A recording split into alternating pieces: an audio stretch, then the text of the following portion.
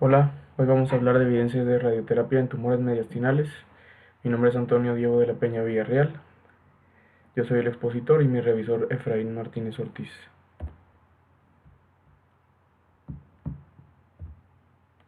En cuanto al contenido de la clase, bueno, vamos a hablar principalmente del timoma y el carcinoma tímico, vamos a hablar de generalidades, indicaciones, las evidencias de la radioterapia y conclusiones. Y posteriormente vamos a hablar un poco de tumores de células geminales, generalidades, evidencias y conclusiones. En cuanto a la anatomía, bueno, vamos a hablar de los límites. El límite superior es el opérculo torácico, el anterior es el esternón, el inferior el diafragma, el posterior el ligamento espinal de que va de T1 a T11 y el lateral la pleura parietal. En cuanto al timo, bueno, es un órgano linfoide con superficie bilobulada que mide 5 por 4 por 6 centímetros. Y en cuanto al peso, pues varía dependiendo de la edad, que va desde 13 a 15 gramos en el nacimiento, de 35 a 45 gramos en la pubertad y posteriormente 15 gramos a los 65 años. En cuanto al drenaje linfático, los ganglios mediastínicos superiores que van del 1 al 4, los ganglios aórticos del 5 al 6, los ganglios mediastínicos inferiores que van del 7 al 9 y los ganglios N1 que van del 10 al 14. En cuanto a generalidades, bueno, la epidemiología del timoma se presenta en 1.5 casos por millón en Estados Unidos. Se presenta mayoritariamente en adultos de 40 a 60 años de edad, es más común en hombres y compromete el 20% de tumores mediastinales, de los cuales el 50% va a pertenecer en el mediastino anterior. En cuanto a la epidemiología del carcinoma tímico, pues es un tumor raro, tiene una incidencia de menos del 1% de los tumores tímicos, es muy agresivo. En cuanto al timoma, bueno, en esta gráfica podemos ver que el timoma representa el tumor más frecuente del mediastino anterior en mujeres mayores de 40 años y posteriormente pues los tumores tiroideos. Y en los hombres mayores de 40 años también predomina el timoma. Siguiendo con generalidades, bueno, la definición del timoma pues es un tumor que se desarrolla del epitelio tímico. Y en cuanto a la presentación de los síntomas, un tercio son asintomáticos, un tercio presenta síntomas locales y un tercio en síndromes paraneoplásicos. ¿Cuáles son los síntomas locales? Pues dolor torácico, disnea, tos y síndrome de vena cava superior. Continuando con generalidades, los factores de riesgo, no existe un factor de riesgo etiológico. Es importante mencionar que el 50% de los pacientes con timoma presentarán miastenia gravis, que es una producción de autoanticuerpos de acetilcolina y titina con alteraciones en la placa muscular. En cuanto a otros síndromes paraneoplásicos, pues se presentan también la aplasia de células rojas, el síndrome con inmunodeficiencia, enfermedades autoinmunes. Y en cuanto a riesgo de segunda neoplasia, pues se eleva 3.4 veces, de los cuales incluyen pues el linfoma, el sarcoma de Kaposi, gastrointestinales y mama. Es importante mencionar que solo el 10 al 15% de los pacientes con miastenia gravis es secundaria a timoma. En cuanto a la estructura, se compone de cápsula, corteza y médula. Y a la histología es importante mencionar que incluye células epiteliales, células reticulares, células peritubulares, timocitos y linfocitos B. Todo esto es importante por la clasificación que les voy a mencionar más adelante de la OMS.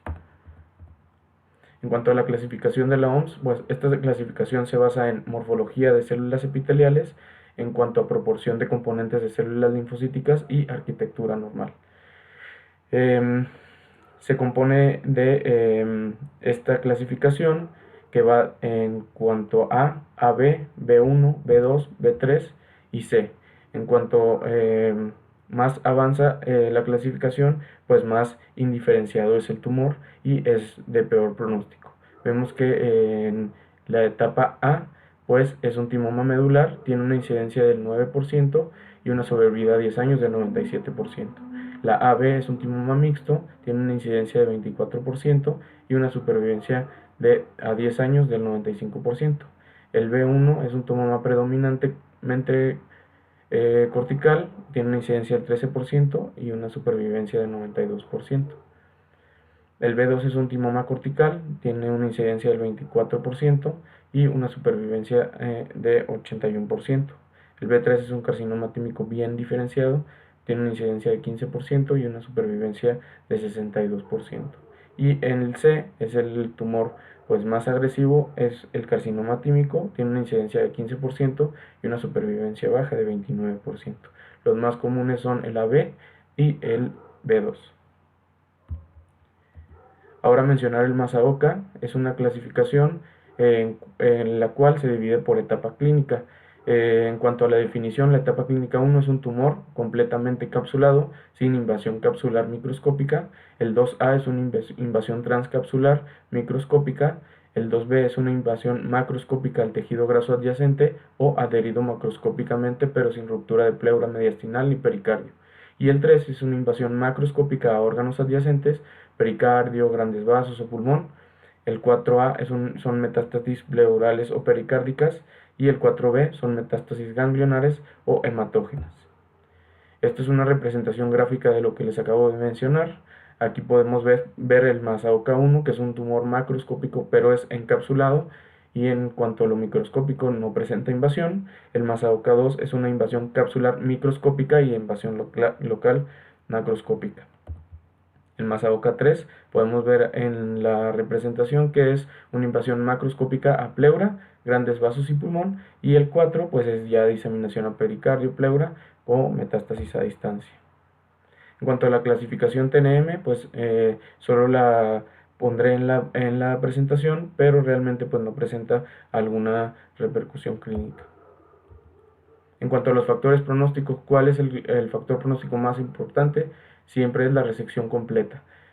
También es importante el tipo histológico y pues la etapa clínica. Mientras más etapa clínica es, pues menos supervivencia global tiene.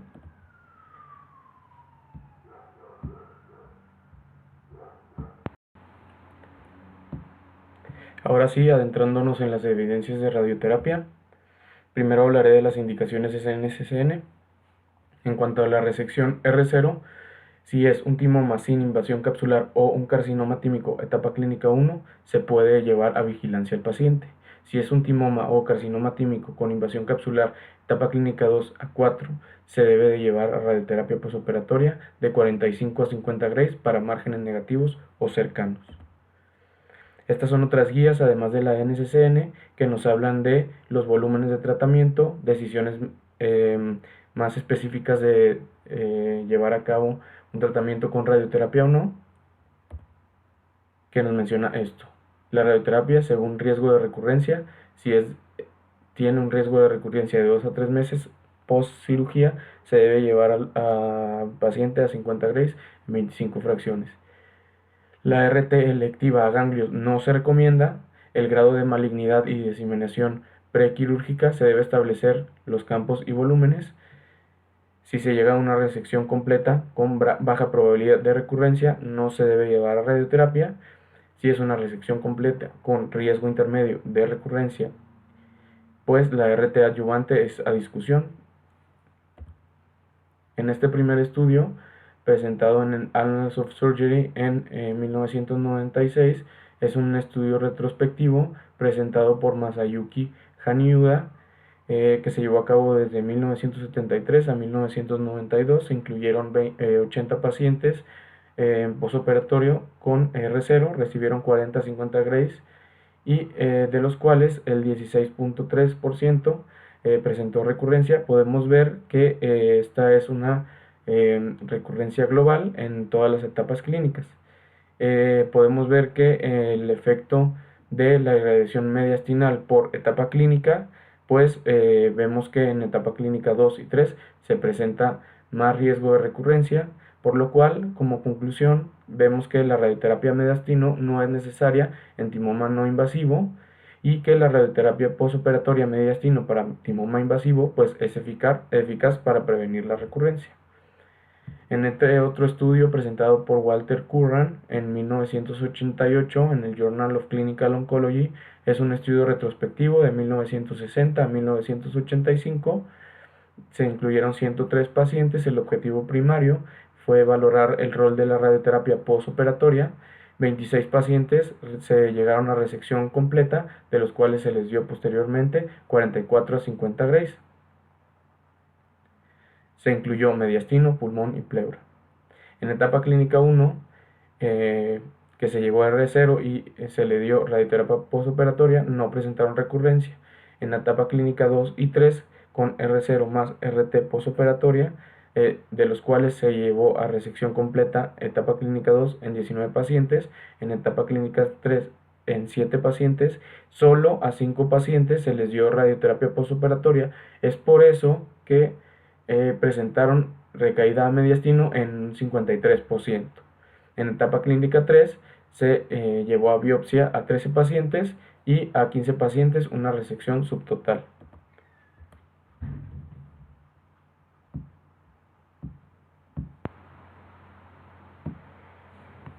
En cuanto al porcentaje de supervivencia global a 5 años, en etapa clínica 1 es de 67% y sobrevida libre de enfermedad a 5 años es del 100%. En etapa clínica 2, la sobrevida global es de 86% y la sobrevida libre de enfermedad a 5 años es del 58%. Y en etapa clínica 3, la sobrevida global a 5 años es del 69% y la sobrevida libre de enfermedad a 5 años es del 53%. Vemos que en el análisis multivariado por supervivencia libre de recurrencia local, la etapa clínica es lo más importante y que el porcentaje de supervivencia de supervivencia global en etapa clínica, pues vemos en esta gráfica que es el factor más importante. Como conclusiones, en etapa clínica 1, pues la resección completa es el tratamiento adecuado y en etapas clínicas más avanzadas 2 y 3 se recomienda la resección completa más la radioterapia. En este otro análisis presentado por Chow, este es un metaanálisis presentado en el Annals of Thoracic Surgery en el 2016. Es una base de datos del Cochrane, el Embase y Medline. Se incluyeron 14 estudios, de los cuales se incluyeron 3.823 pacientes, de los cuales fueron llevados a radioterapia postoperatoria 2.096 y los que no se llevaron a radioterapia postoperatoria fueron 1.727. En cuanto a los resultados, pues en el análisis general con y sin radioterapia en etapa clínica 1, pues vemos que no tienen diferencia estadísticamente significativa en supervivencia global, en supervivencia libre de enfermedad y en supervivencia cáncer específica. Sin embargo, sí presenta una significancia estadística en supervivencia global en radioterapia postoperatoria en etapa clínica 2 y etapa clínica 3. En etapa clínica 2 con una P estadísticamente significativa de 0.001 y en etapa clínica 3 con una P de 0.004. Como conclusión, pues el beneficio con significancia estadística en supervivencia global se vio en pacientes etapa clínica 2 y 3 postoperatorio con resección completa. En pacientes con resección incompleta, ¿cuál es el rol de la radioterapia adyuvante? Estas son las indicaciones basadas en las guías de NCCN, en los cuales menciona que la resección R1 en timoma se recomienda la radioterapia postoperatoria y en carcinoma tímico se recomienda radioterapia postoperatoria más menos quimioterapia y llegar a una dosis de 54 grays a márgenes microscópicos positivos. Y en resección R2 se debe de administrar al timoma RT definitiva con o sin quimioterapia y en el carcinoma tímico RT definitiva más quimioterapia. Y la dosis a la que se debe llegar es de 60 a 70 grays con enfermedad residual. ¿Qué nos mencionan las otras guías que ya les mencioné? Bueno, en R1 o R2 la radioterapia postoperatoria se debe indicar dentro de los primeros 3 meses post cirugía. La dosis a la cual se debe llegar es mayor o igual a 54 grays en R1 y 64 grays en R2. Y para margen positivo se debe de indicar quimio-radioterapia concomitante, sobre todo en carcinoma tímico, y en radioterapia postoperatoria lo más importante es considerar el estadio y las características de la resección. En este primer estudio que les voy a presentar fue llevado a cabo por Forquer en el 2010, es un análisis retrospectivo del SER, se llevó a cabo desde 1973 a 2005 y el objetivo era determinar la importancia de la radioterapia postoperatoria en timoma y carcinoma tímico, evaluar la supervivencia global y la supervivencia cáncer específica en enfermedad localizada y enfermedad regional.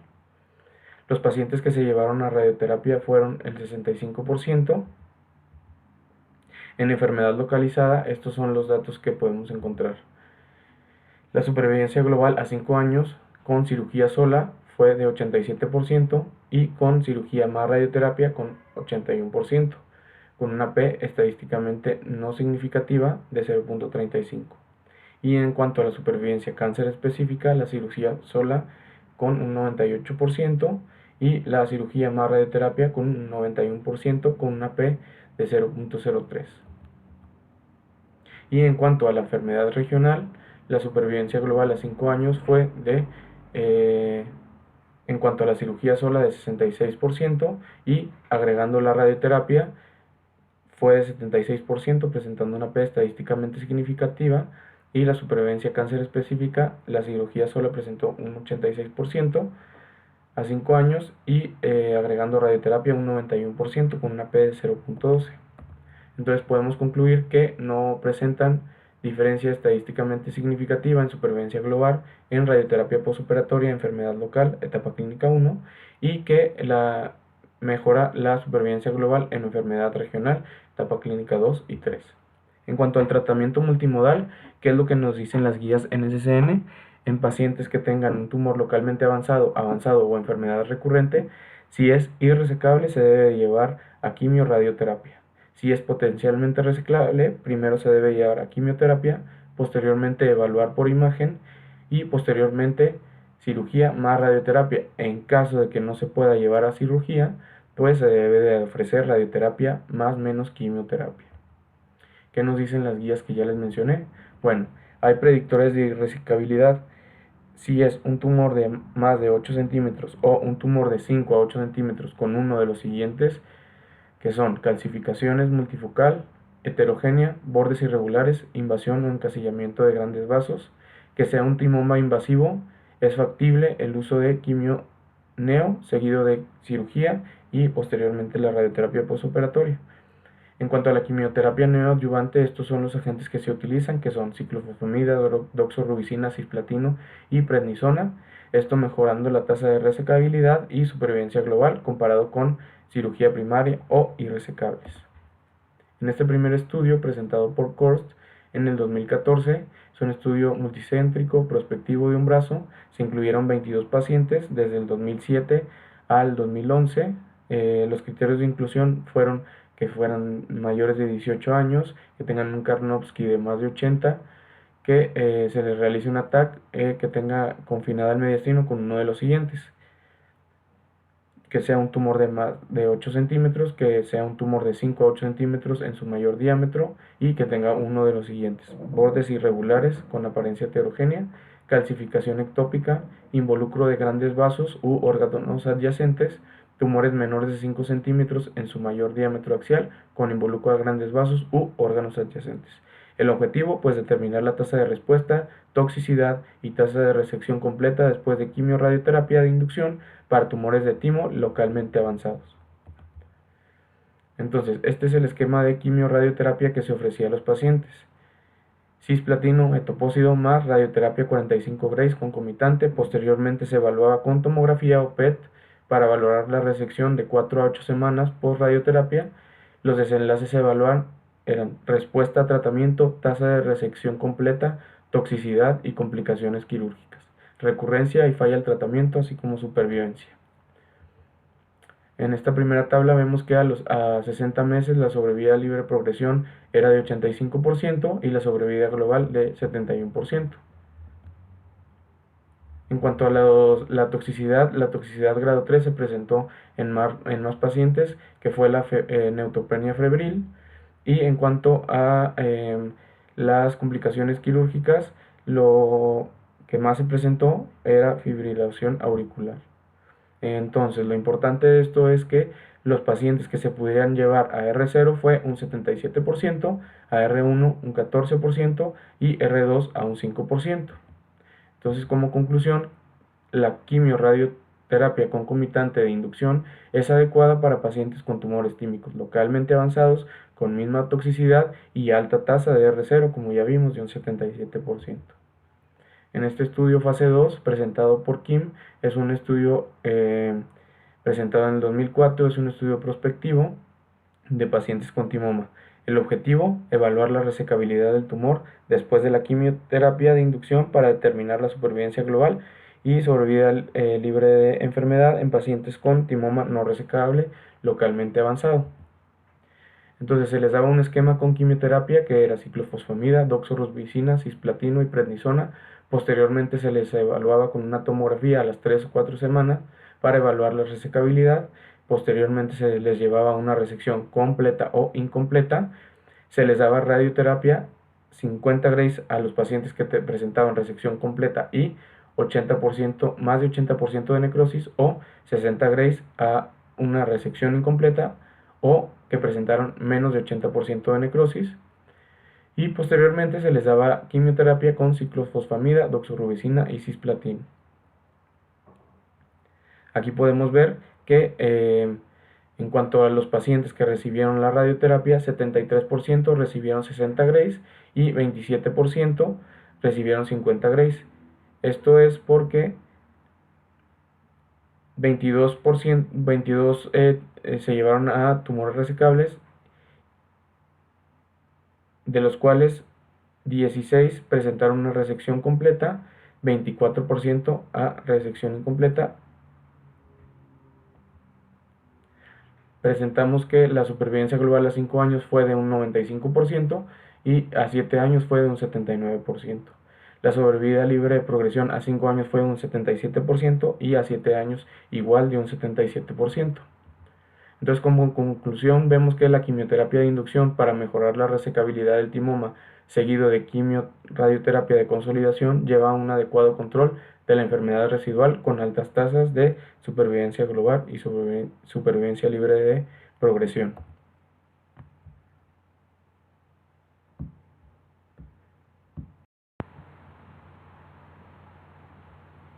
En cuanto a la radioterapia definitiva, en este primer estudio presentado por Loerer en 1997, es un estudio fase 2 que se llevó a cabo de 1983 a 1995 en la Universidad de Indiana. Se evaluaron 23 pacientes, de los cuales 22 eran etapa clínica 3 y 1 etapa clínica 4. Se les daba quimioterapia, cisplatino y adriamicina y se les llevaba una dosis de radioterapia de 54 grays. En cuanto a la toxicidad, vemos que en la toxicidad toxicidad grado 4 se presentó en pacientes que tenían problemas hematológicos. En cuanto a la supervivencia libre de recurrencia, una mediana de 93.2 meses, a 5 años se presentó en 54.3% y la supervivencia global, con una mediana de 93 meses, a 5 años de 52.5%.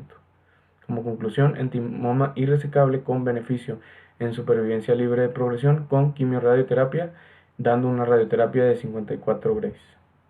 En cuanto al carcinoma tímico, pues este primer estudio retrospectivo en un análisis de 40 casos, presentado por Ogawa en el 2002 en Japón de 1984 a 1998, se incluyeron 40 pacientes con cáncer tímico, de los cuales 27 recibieron quimio radioterapia postoperatoria más quimioterapia y a 13 pacientes radioterapia más quimioterapia. Se presentaron recurrencias en 15 pacientes, recurrencia local, y 8 pacientes a distancia. Vemos que la supervivencia global a 5 años fue de un 38% y a 10 años de un 28%.